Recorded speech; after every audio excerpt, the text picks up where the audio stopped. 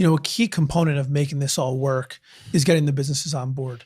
So, I mean, just talk us through that. And what's interesting here is I think there's people that have mentioned to me since our last time we talked who have been like, how do we get that in our town? How do we get that better cooperation?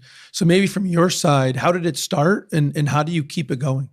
Well, it started, every district, and I always say this, every district is required under the Carl E. Perkins grant to have some type of business group that gets together as with the school district. So every school district should have a mechanism for businesses to be part of their discussion about education.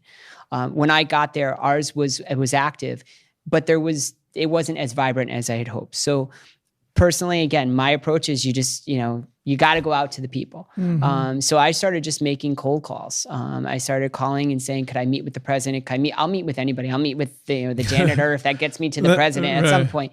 I'll meet with anybody. So I started meeting with the large businesses. And it really, the fortunate thing was at the time, one of my board members, Jay Shea, who's the CFO for Ulbrich Steel, he was able to also— It's a good person to know him. Absolutely. Wonderful. Oh my God. I consider him one of my key mentors.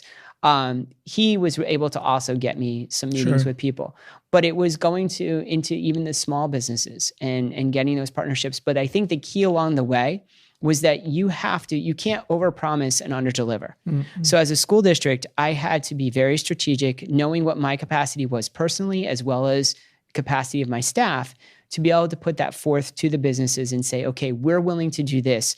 Would you help us on this journey?